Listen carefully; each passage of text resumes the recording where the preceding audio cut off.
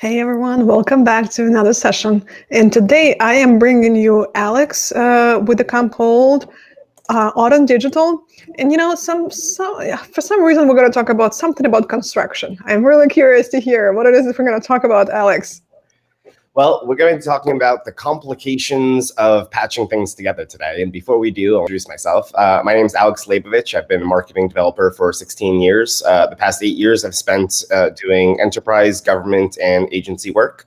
And I've learned a lot in that time. I spent a lot of time doing rebrands for companies, integrations for companies, and learning about the different ways that they waste time as they have limited access to data. So I'm going to jump in by sharing my screen. We'll go through this.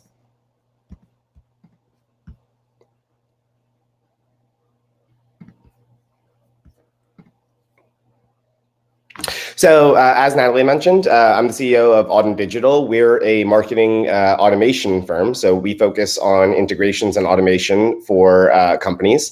HubSpot is one of our biggest partners. We're also partners with Zapier, Databox, Pendo, and more. So we'll be talking today about how some of these integrations come together and what I've seen over the past few decades of working with companies on how they did this wrong. So obviously, as we're talking a lot about different ways you guys can leverage your different integrations here today, we're also going to be talking about ways that other people have done not such a great job in doing so. So integrations, why do we need them? First off, we're all aware that certain software doesn't have all the functionality that we need built right into it. So we have to rely on other developers. We have to rely on other integrations. We run into issues all the time where staff doesn't know how to do things in-house, or the clients don't know how to utilize custom code integrations that have been built, or there's the requirement that everything must be inside one ecosystem or one dashboard. But the biggest one of all is we see companies all the time that have bajillions of different types of software, and they all want to just put them together, make them work. So WD-40 and duct tape. The only two things you need in life are WD-40 to make things go and duct tape to make them stop. This is a common thing that anybody who's ever lived in the countryside has probably heard, but we're going to be talking about why this is not a good approach to marketing. So we see solutions all the time when we get into people's hubs or their various pieces of software where they have just taken dozens of pieces of software, thrown them all together, put them into workflows or maps of some sort, and now nobody knows where anything is, nobody knows how to manage any of it, and it is a literal bowl of spaghetti by the time it gets to us. So this creates several different types of issues for us. We've got some teams that can't manage their workflows because other teams have parts of them that can be affected by these changes.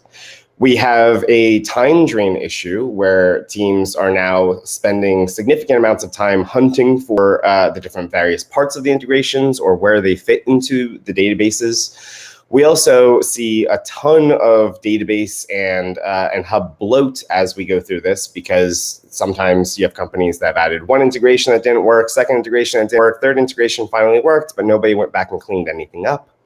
The biggest thing that probably causes is abandonment of process.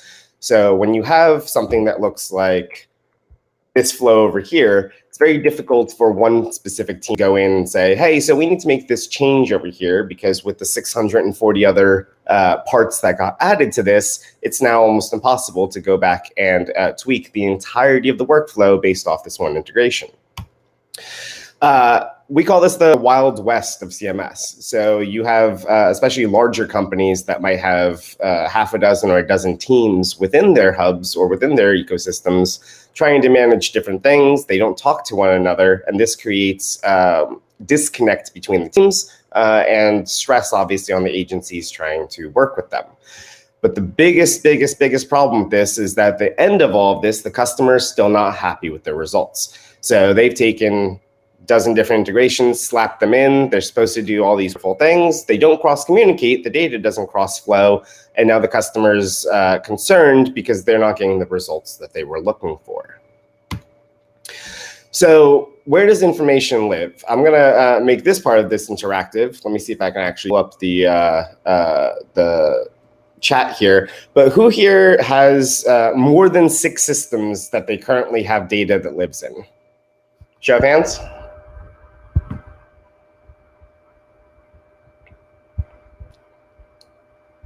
Give everybody a second. And Natalie, you're on the other screen, so if you wouldn't mind letting me know when people have actually raised their hand, I'd appreciate that. You know what? If you head to the chat, and then you'll be able to see there people commenting. Awesome, thank you. Yeah. But we do have a few people raising their hands. Perfect. There we go. I can bounce back and forth. Yes. So as people are raising their hands, can somebody chime out real quick with what your solution is or has been in the past for getting all of your teams to get all of your access all in one spot?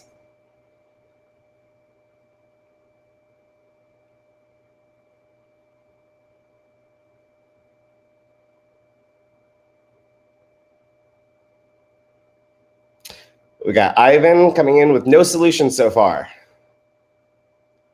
Ditto.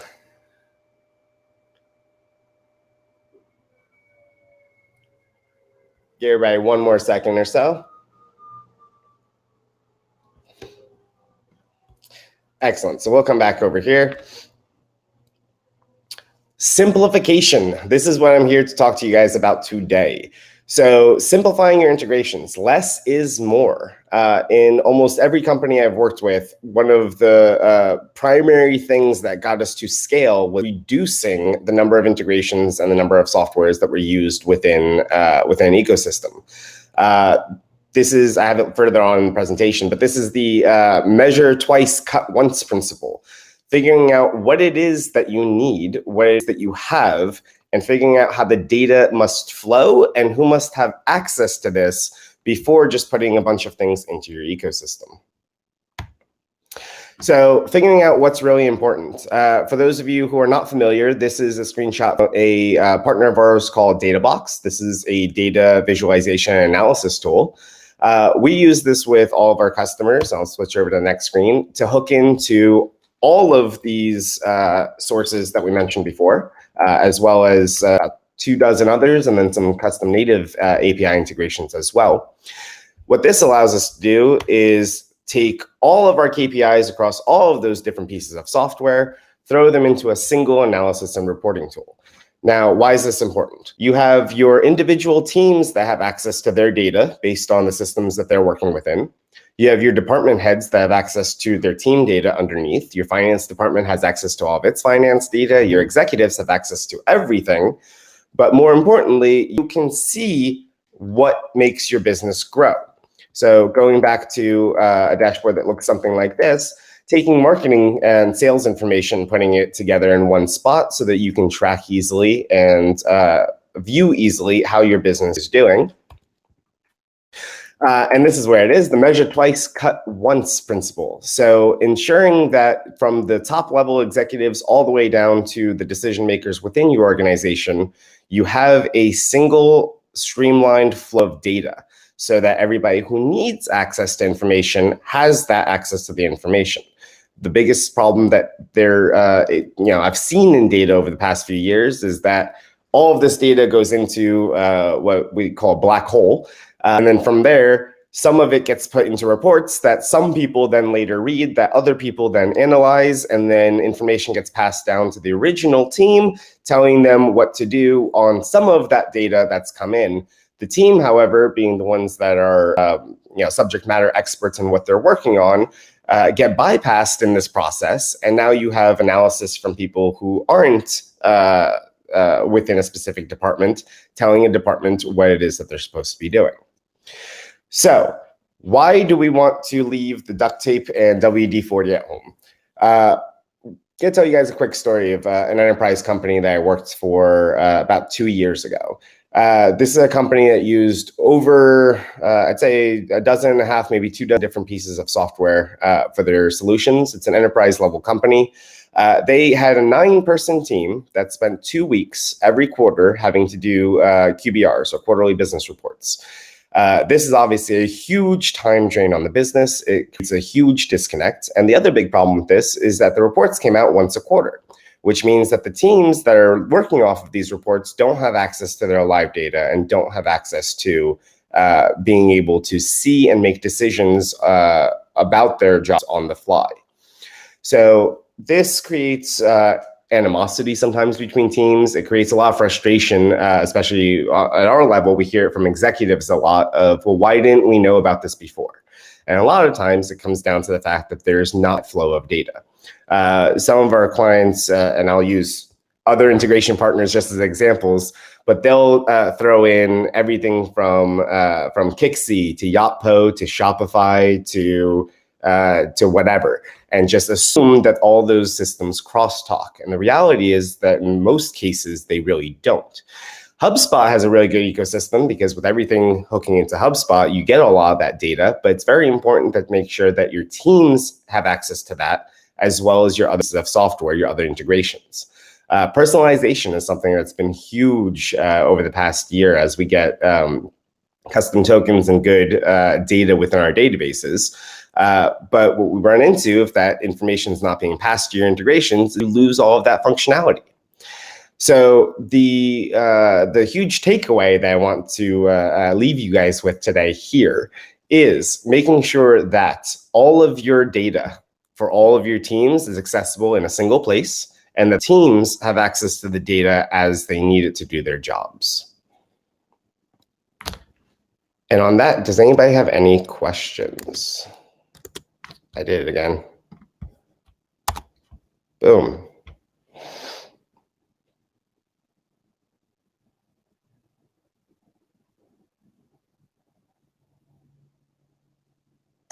Let's see. We don't have any questions just yet.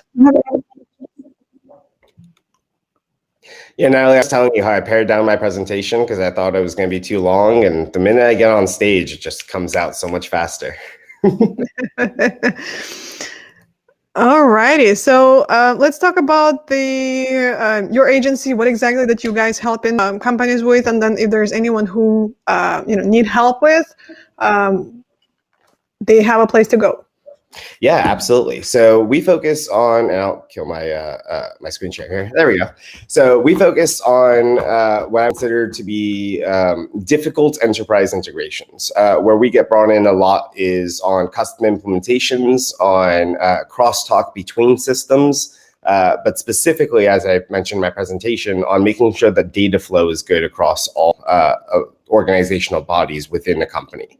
So we work a lot with companies generally who are in the HubSpot community on either the pro growth or enterprise growth. We generally don't work with starters. And we do a lot of integrations with e-commerce platforms, with texting platforms, everything to custom handwritten AI postcards that can be sent out through workflows within HubSpot. So we help companies with their personalization and their integrations to ensure that their customers get a really good experience. I can kind of tell you one good story around that one. There was a few years back an email going around about how personalized pictures, something like this, get people's attention. Natalie, if you got an email that said, had a picture that said, "Hi, Natalie," it looks like this email is coming straight to you, right? I obviously just wrote this out, went up here and did this. So we ran a test through one of our databases last year to see how many of the same first names we can find within the database. And we were able to send out about 2 to 3 dozen different personalized emails to over 600 people, just by finding common first names, putting them on lists, and then creating those personalized sends for those lists. Very, very cool. What would you say the lowest hanging fruit that you see majority of your leads or customers are making mistake, or like something that they can improve on? Data visualization. The majority of people can read a chart and can read spreadsheets, but when you look at a pie graph or like a trend line, it's very easy to understand how things are doing. Sorry, just some comments. So one of the lowest hanging fruit that we found is definitely in going in and cleaning up the reporting on that data, because as we know, what gets measured gets improved. So getting the important KPIs to not just executives, but the team members themselves, all in the conversation to figure out what do people need to see and have access to do their jobs. In a lot of companies, I find that they restrict their data pretty significantly. You want, just these teams access to just this information.